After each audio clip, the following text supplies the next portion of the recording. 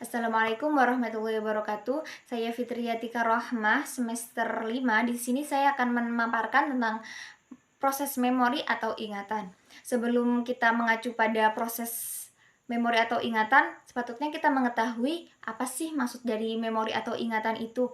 Nah, memori atau ingatan yaitu sebuah proses pada saat manusia mengodekan, menyimpan, dan menarik kembali informasi yang pernah terjadi.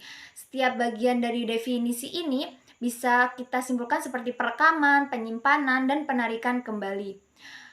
Atau kita juga bisa menganalogikan dengan prinsip kerja keyboard sebagai perekaman, hard drive sebagai penyimpanan, dan software sebagai perangkat lunak yang mengakses informasi yang tersimpan yang kemudian ditampilkan kepada layar atau penarikan kembali.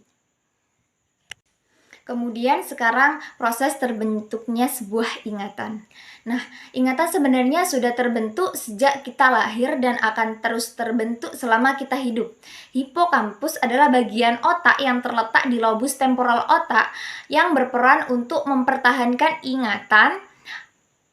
Nah, peneliti menyatakan bahwa setiap selnya itu digunakan untuk menyimpan satu ingatan atau memori.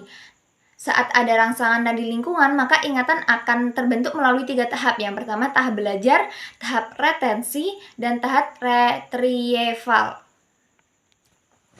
Biasanya kita mengenal sebuah ingatan itu dengan ingatan jangka pendek dan ingatan jangka panjang. Memori atau ingatan sensori mencatat informasi dari rangsangan yang diterima dari lingkungan melalui bantuan panca indera. Jika rangsangan yang ada di lingkungan terabaikan, tidak terlihat, tidak tercium, atau tidak terdengar oleh indera, maka tidak akan terbentuk ingatan. Sebaliknya, jika rangsangan diperhatikan kemudian tercatat oleh indera, maka akan diteruskan ke sistem saraf dan akan menjadi sebuah ingatan yang disebut dengan ingatan jangka pendek.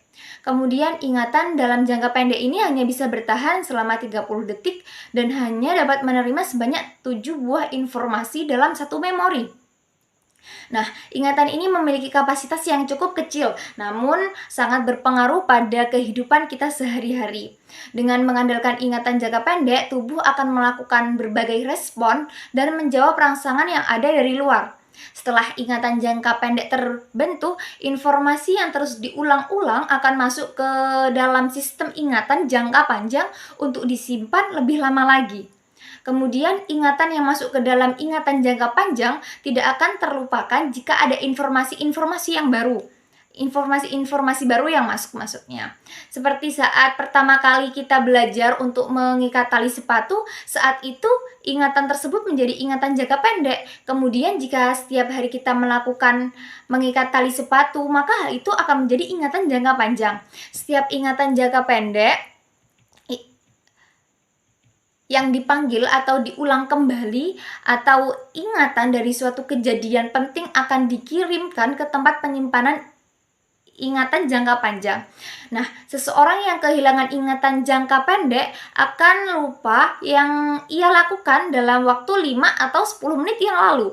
Namun tetap ingat kenangan-kenangan yang berasal dari tahun-tahun yang lalu. Begitu. Sekian dari saya. Apabila ada kesalahan, mohon maaf. Wassalamualaikum warahmatullahi wabarakatuh.